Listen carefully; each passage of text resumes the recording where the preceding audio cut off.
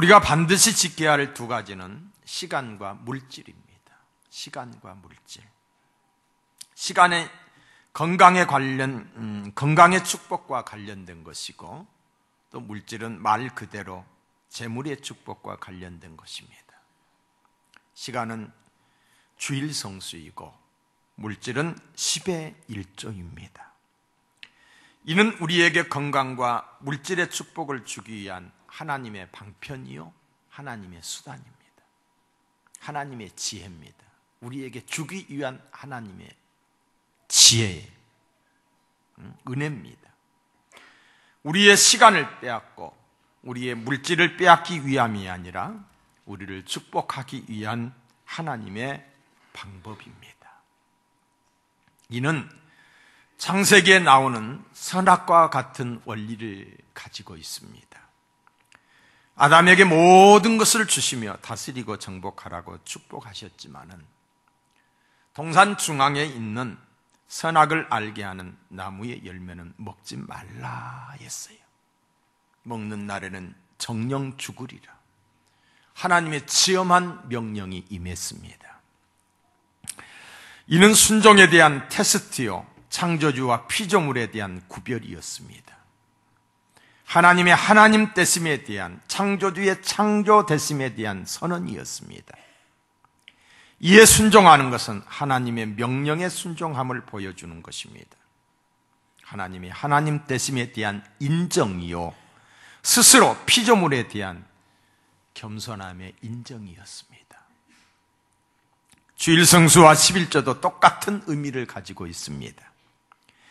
모든 것이 하나님의 것임을 인정하는 신앙 고백으로 10의 1조 제도를 주셨으며, 모든 날과 모든 시간이 하나님의 것임을 인정하는 신앙 고백으로서 주일 성수의 제도를 주신 것입니다. 이것이 대표성의 원리입니다. 모든 것이 하나님의 것인데 10의 1조를 드림으로 10의 9도 하나님의 것임을 인정하는 행위입니다. 내가 가진 모든 것이 하나님의 것임을 인정하는 것이지요. 모든 날이 하나님의 날인데 주일을 성수함으로 모든 날이 주님의 날임을 인정하는 행위입니다. 잠언서 3장 5절의 말씀을 보시면은 너는 범사의 그를 인정하라. 그리하면 내 길을 지도하시리라. 하나님의 보호와 인도를 받기 원하십니까? 하나님을 인정하시기 바랍니다. 소중한 물질과 시간에 있어서도 말입니다. 주일 성수. 이것을 어기는 자는 하나님의 날을 도둑질하는 날도둑이에요. 날도둑. 하나님의 것을 도둑질하는 도둑입니다. 하나님의 것. 11조지요. 그러므로 말라기서 3장 9절에 보시면 너희 곧 온 나라가 나의 것을 도둑질하였으므로 너희가 저주를 받았느니라 라고 성경은 말하고 있어요. 우리가 11조를 철저히 하고 주일 성수를 철저히 한다는 것은 나의 모든 것 하나님의 것이요 나의 생명까지도 하나님의 것이라는 적극적 신앙 고백입니다. 나는 하나님의 은혜로 살아가야 한다라고 하는 의미가 담겨져 있습니다. 당신은 나의 왕이시요 나의 주인 되심을 삶으로 고백하는 믿음의 고백이 바로 이 행위입니다. 아담이 선악과를 먹은 것이 불순종의 결과로 저주가 임했습니다. 이와 같은 원리는 우리에게도 그대로 적용이 되지요. 온전히 순종하여 축복받는 저와 여러분, 우리 모두가 되기를 주의 이름으로 축원합니다.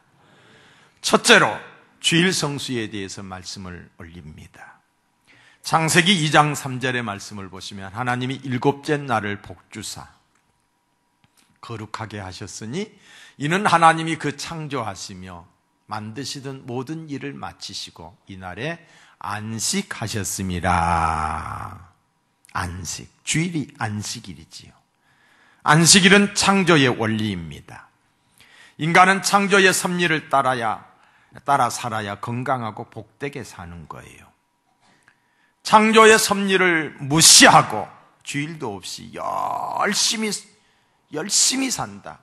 이 또한 절대로 축복이 아닙니다. 축복된 삶이 아니라는 것이지요.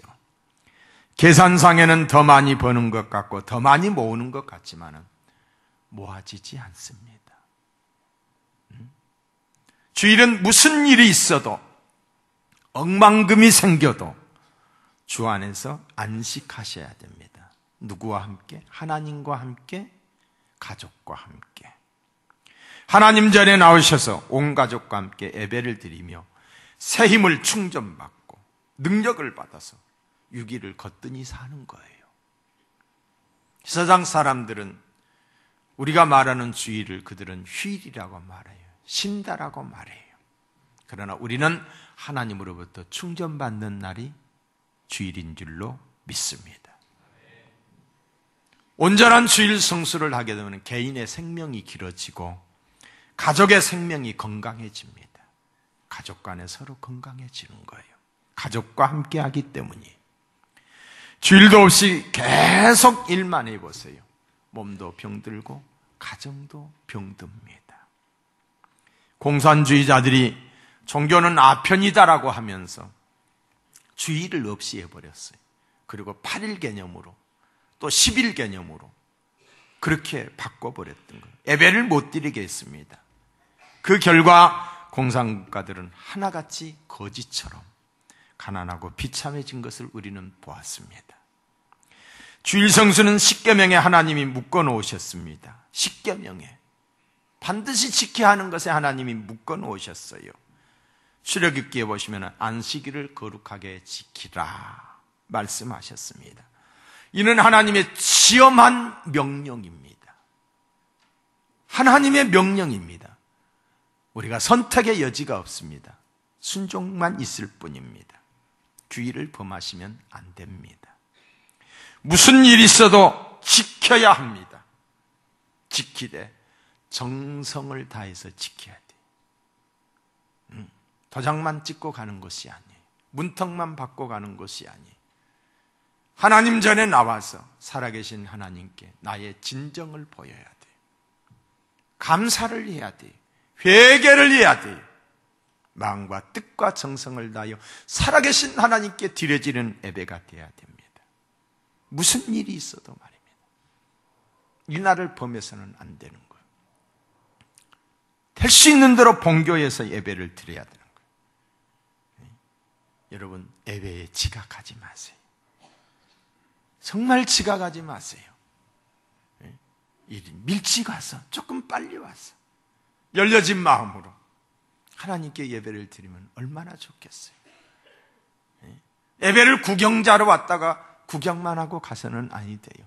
예배는 드린다는 개념이에요. 드린다는 개념. 하나님께 올리는 개념이, 보는 개념이 아니에요. 찬송을 드리고 기도를 드리고 감사를 드리고 정성을 드리고 시간을 드리고 내 마음을 드리는 거예요. 중심을 보시는 하나님이 우리의 예배를 받으십니다. 정성된 애물을 드리셔야 돼요. 준비된 애물을 드려야 돼요. 그냥 아무거나가 아니에요. 하나님이 없어서요? 아니에요.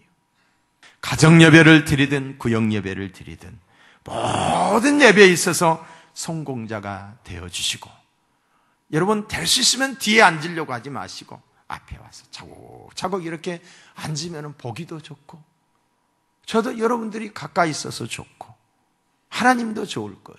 예배의 성공자가 되기를 바랍니다. 가인과 아벨이 똑같이 제사를 드렸고 예배를 드렸지만은 하나님이 아벨의 제단은 받아주셨어요. 아브라함은 어느 곳을 가든지 제단을 쌓고 그곳에 하나님께 예배를 드렸어요. 뿐만 아니라 이사야는 성전에서 예배를 드리다가 하나님의 강력한 임재, 하나님의 능력을 경험을 했어요. 저는 우리 교회가 이런 교회가 되기를 바랍니다. 엘리야가 갈멜산상에서 제단을 쌓고 예배를 드릴 때에 하늘에서 불이 내렸던 것을 보게 됩니다. 성경은 이렇게 말합니다. 하나님은 영이시니 예배하는 자가 신령과 진정으로 예배할지니라. 또한 사도 바울은 우리에게 이렇게 권면하고 있습니다. 형제들아, 내가 하나님의 모든 자비하심으로 너희를 권하느니 너희 몸을 하나님이 기뻐하시는 거룩한 산 제사로 드리라. 이는 너희의 드릴 영적 예배니라. 예배의 성공자, 예배의 성공자, 2015년 예배의 성공자가 되기를 주의 이름으로 축복합니다. 축복합니다. 두 번째로는 하나님의 것에 대해서 말씀을 올리겠습니다. 하나님의 것에 대한 제도가 언제 나옵니까? 오늘 읽어드린 본문이에요. 창세기 14장. 율법 이전에 나옵니다. 율법은 출애굽기 모세를 통해서 하나님이 주는 거잖아요. 어떤 사람들은 이렇게 말합니다. 율법은 예수님이 오심과 더불어서 폐기가 됐다. 그렇기 때문에 이것도 폐기가 된 것이다. 아니요. 10의 1조 제도는 율법 이전의 제도입니다. 요한복음 8장 56절 이하에 보시면은 예수님이 이런 말을 합니다. 아브라함이 나를 보고 즐거워했다. 예수님이 그런 말씀을 하셨어요. 이해가 되지 않는 말이죠. 예수님 나이가 지금 50도 안 된 사람이 수천 년 전에 있었던 아브라함이 자기를 보고 즐거워했다니. 당시 종교 지도자들이 막 흥분을 한 거예요. 그러면서 하는 이야기가 참나마도다, 거짓되도다 하면서 막 문제를 제기했잖아요. 자, 그렇다면 아브라함이 하나님, 예수님을 보고 기뻐했다고 하는 이 모습이 어디에 있는가? 오늘 본문에 보면은 아브라함이 이제 전쟁에 나갔다가 전쟁에서 승전하고 돌아오는데 멜기세덱이라고 하는 사람이 마중을 나옵니다. 이 멜기세덱이 누구인가에 대해서 오늘 본문은 이렇게 말합니다. 지극히 높으신 하나님의 제사장이다. 18절에. 그리고 그가 아브라함에게 축복을 했다. 그리고 떡과 포도주를 주었다. 누가? 예수님이 떡과 포도주를 주었듯이. 이에 대한 답례로서 아브라함은 그에게 전리품의 10분의 1을 드렸다. 여기서 12.1조 제도가 처음으로 등장합니다.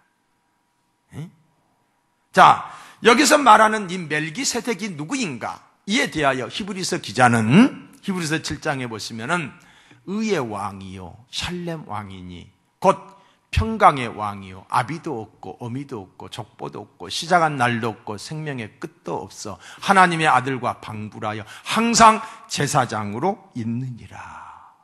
이 멜기세덱에 대한 해석이에요. 설명이에요. 아비도 없고 어미도 없고 족보도 없고 시작도 없고 끝도 없다. 누구입니까? 하나님이셔요. 스스로 계신 하나님. 이 하나님이 인간의 몸을 입고 오신 분이 바로 예수님이시지요. 예수님은 그때를 생각하면서 아브라함이 나를 보고 즐거워했다라고 했습니다. 구원의 상징으로서 떡과 포도주를 주니까 멜기세덱이 구원받은 아브라함의 첫 번째 행위가 10의 1조 행위였던 거예요. 11조는 구원받은 자의 구원의 표시이자 구원받은 백성의 의무인 줄로 믿습니다. 의무예요, 의무. 하나님의 백성의 의무예요, 의무. 마땅히 감당해야 될 의무라는 거지요. 반드시 해야 되는데 아니하니까, 순종하지 않으니까 복을 주겠다고 약속하신 말씀이 말라기야 3장 10절입니다. 만군의 여호와가 이르노라. 너희의 온전한 10의 1조를 창고에 들여 나의 집에 양식이 있게 하고 그것으로 나를 시험하여 내가 하늘 문을 열고 너희에게 복을 쌓을 것이 없도록 붙지 아니하나 보라. 붙지 아니하나 시험해 보라는 거예요. 시험해 보라. 11조는 축복을 받기 위한 수단이 아니요 구원받은 백성이 물질에 있어 구별되게 살겠다고 하는 결단입니다. 하나님을 인정하지 않고 살던 자가 구원받고 난 이후에 나의 나됨은 하나님의 은혜입니다 라고 하는 고백이에요. 하나님의 살아계심을 알면서도 하나님을 아버지라고 부르면서도 온전한 11제와 온전한 주일 성수를 하지 않는 것은 내 방식대로 내 욕심대로 살겠다는 행위입니다. 하나님의 주권과 역사, 축복을 인정하지 않는 삶이지요. 하나님을 인정하지 않게 하나님의 은혜가 중단됩니다. 그러므로 구원의 감격도 자원하는 심령도 사모한 마음도 없는 메마른 심령이 되는 거예요. 하나님의 축복이 정지되는 것입니다. 이 11조는 무엇과 같느냐? 종자와 같아요. 자, 따라합시다. 종자. 씨앗이죠, 씨앗. 예? 고린도후서 9장 10절에 보시면은 심는 자에게 씨와 양식을 주시는 이가, 씨가 있고 양식이 있어요. 예? 너희 심을 것을 주사 풍성하게 하시고 너희 의의 열매를 더하게 하시리니. 그래서 바울은 씨와 양식을 구분하고 있습니다. 심을 것과 먹을 것을 구분하고 있는 것이요. 여러분, 씨앗을 먹은다, 종자를 먹은다, 내일이 없습니다. 내일이 없어요. 오늘 배고프니까 그거 다 먹어버리면 내일이 없는 거예요. 에? 내일이.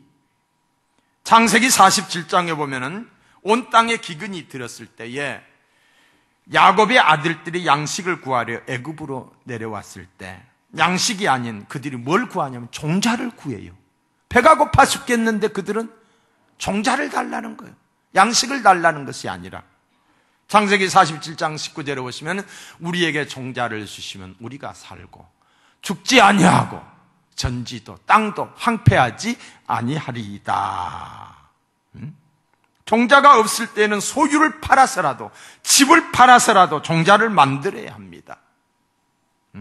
형통한 삶을 살았던 모든 이들은 씨앗과 양식을 구분했습니다. 씨앗을 건들면 안 됩니다. 이는 하나님의 법칙이요 축복의 법칙입니다. 이 원리를 따라 믿음으로 순종할 때 하나님께서 하늘 문을 여시고 복을 주시는 거예요. 건강의 종자는 주일성수이고 물질 축복의 종자는 10의 1조입니다. 수입이 생겼을 때 제일 먼저 구별하는 것이 바로 감사와 10의 1조가 돼야 되는 거예요. 쓰고 남는 것 중에서가 아닙니다. 쓰다가 없어지면 그만인 것이 아닙니다. 먼저 내는 거예요. 어떤 장로님은 회사에서 월급을 받으면 온 식구를 한 방에 모이게 한 후에 그리고 기도한답니다. 하나님 감사합니다. 우리에게 한 달 동안 일용할 양식을 채워주시고 지켜주시는 은혜 감사합니다. 그리고 식구들이 보는 앞에서 공개적으로 11조를 뗀다고 그랬어요. 공개적으로 감사한금, 성경금. 그러다 보니까 자녀들도 어려서부터 11조가 당연시로 하게 되는 거지요. 그 자손들이 복을 받는 거예요. 10의 1조는 숨어서 뛰는 것이 아니라 공개적으로 11조 생활을 철저히 해서 복받는 사람이 되기를 주의 이름으로 축원합니다. 사랑하는 성도 여러분, 자녀들에게 해줄 수 있는 유산은 재물이 아닙니다. 재물이 아닙니다. 재물 물려준다? 얼마 동안은 괜찮겠지요. 방법을 가르쳐 주셔야 돼요. 11조 하는 방법, 축복받는 방법. 그러면은 하늘 아버지가 주실 줄로 믿습니다. 하늘 아버지가 채워주실 줄로 믿습니다. 성경이 증거하고 있습니다. 말라기 3장 9절에 보시면은 너희 온 나라가 나의 것을 도적질하였으므로 너희가 저주를 받았느니라. 받을 것이 아니라 받았다는 거예요. 이미 받았다는 거예요. 이미 저주를 받았다. 무슨 저주입니까? 11절에 보면은 만군의 여호와가 이르노라. 내가 너희를 위하여 황충을 금하여 너희 토지 소산을 멸하지 않게 하여 너희 밭에 포도나무 과실로 기한전에 떨어지지 않게 하리라. 이 말씀을 뒤집으면 황충이 생겼다는 거예요. 황충이 생긴 거예요. 황충. 농경사에서 곡식을 다 지어놨는데 황충이 메뚜기 떼가 와서 다 갉아먹으면 병충해가 다 없애버리는 거예요. 요즘 산업사회, 정보사회에서는 사기꾼에게 사기를 당해버리는 거예요. 11조 생활을 하지 않는 사람은 그것을 모아서 부자 될 것 같지만은 하지 않는 것만큼 황충이 와서 재산을 갉아먹습니다. 될 듯한데 안 됩니다. 중간에 꼬입니다. 이것이 이미 하나님께 저주를 받은 거예요. 그런데 아니 될 것 같은데 돼요. 축복의 삶입니다. 이 말씀을 믿습니까? 이는 믿음의 문제입니다. 믿음의 문제. 하나님의 말씀에 대해서 믿음이 없다면 주일성수 10의 1조 안 하는 거예요. 그러나 믿음이 있다면 하는 거예요. 이는 가장 영적인 문제입니다. 내세를 믿고 하나님의 말씀을 믿고 하나님의 약속을 믿는다면 하는 것이고 못 믿는다면 안 하는 거예요. 그러니까 이걸 보면 아, 이 사람이 믿음이 있구나. 아무리 믿음이 있는 척해도 주일성수 온전히 하게 하지 아니하고 성도로서의 온전한 11조 생활, 아, 믿음이 없는 거구나. 이게 믿음의 순조예요. 믿음의 바로메타예요. 11조 하는 자에게 하나님이 풍족함의 축복을 주십니다. 10절에 보시면 하늘 문을 열고 너에게 복을 쌓을 것이 없도록 붙지 아니하나 우리의 필요를 넉넉히 채워주신다는 뜻입니다. 하늘 문을 열고. 여러분, 평생을 어렵게 살기를 원하십니까? 물론 없겠지요. 11조를 아니하면 됩니다. 평생 축복된 삶을 원하십니까? 순종하면 됩니다. 왜 제가 이렇게 자신 있게 말하는 줄 압니까? 하나님의 약속이기 때문이에요. 내가 하는 이야기가 아니에요. 성경이기 때문이에요. 지금도 살아계신 하나님의 약속이기 때문입니다. 전능하신 하나님의 약속이기 때문입니다. 세월이 변해도 이 약속은 변치 않는 약속이에요. 이 약속의 말씀 굳게 붙들고 순종하여 축복의 주인공 되시기를 축원합니다. 또한 보호해 주셔요. 하나님이 지켜주셔요. 항충을 막아주시고 토지소산을 멸하지 않게 하며 기안전에 떨어지지 않게 하나님의 보호와 축복입니다. 그리고 존귀히 여김을 받게 해줘요. 12절에 보면 너희 땅이 아름다워짐으로 열방이 너희를 복되다 하리라. 이방인의 칭찬입니다. 열방의 칭찬이에요. 예수 믿더니 복 받았네. 어떤 사람은 이렇게 말합니다. 월급 많이 받고 돈 많이 벌면 그때 하지요. 확신하건대 벌지도 못할 뿐만이 아니라 할 수도 없습니다. 왜? 작을 때 못하면 클 때는 더 못하는 거예요. 어려울 때. 어려우니까 하셔야 되는 거예요. 어려우니까. 왜? 어려움을 되물림하지 않기 위해서. 어려움을 내 대에 끊기 위해서. 지금 어렵지만은 종자를 먹으면 안 된다는 거예요. 축복의 확실성이. 10절에 보면 만군의 여호와가 이르노라 너희의 온전한 11조를 참고해 들은 나의 집에 양식이 있게 하고 그것으로 나를 시험하여. 여러분, 성경에서 하나님을 시험하라는 말이 딱 여기 한 군데 있습니다. 어떻게 인간이 하나님을 시험할 수 있어요? 말도 되지 않는 거지요. 그런데 하나님 스스로가 나를 시험해봐라 이러는 거예요. 나를 시험해봐라. 응? 다른 것에는 절대로 시험하지 말라고 했는데 이 말은 시험해봐. 응? 시험해봐. 하나님의 답답하심, 하나님이 화가 나신 것 같아요. 그렇게 안 믿어? 책망이 담겨 있는 말이에요. 시험해봐. 진짜 시험하라는 의미가 아닌 것 같아요. 그러나 액면 그대로 시험하라는 뜻으로 받아들여도 괜찮을 듯합니다. 얼마나 하나님을 안 믿겠으면 시험적으로 해보라고 하셨겠습니까? 정 못 믿겠으면 시험적으로 해보라는 거. 내가 하늘 문을 열고 너에게 복을 쌓을 것이 없도록 붙지 않아 보라. 믿음으로 안 되면 체험으로 해보라는 거예요. 이는 하나님의 본성이라기보다는 애타는 심정에서 나오는 안타까움인 줄로 믿습니다. 매일 주의 전에 와서 복을 달라, 형통하게 해달라, 잘되게 해달라 기도하는 자들을 향하여 하나님이 이 도둑놈들아, 도둑질부터 회개해야지, 내가 부어주지, 하늘문을 닫고 달라고 하는데 무슨 통로가 있어야 줄 것 아니냐, 통로부터 뚫어놓고 물이 흐르나 아니 흐르나 하나님이 부어주시나 안 부어주시냐 보라는 말씀이에요. 시험해보라는 말은 반드시 주겠다는 역설이 담겨 있는 말인 줄로 믿습니다. 우리 모두 축복의 주인공들이 되어 하나님이 쓰시겠다고 할 때 크게 쓰임받는 저와 여러분, 오늘의 이 말씀을 믿음으로 받아들여 금년 한 해가 복된 해가 되기를 주의 이름으로 축원합니다.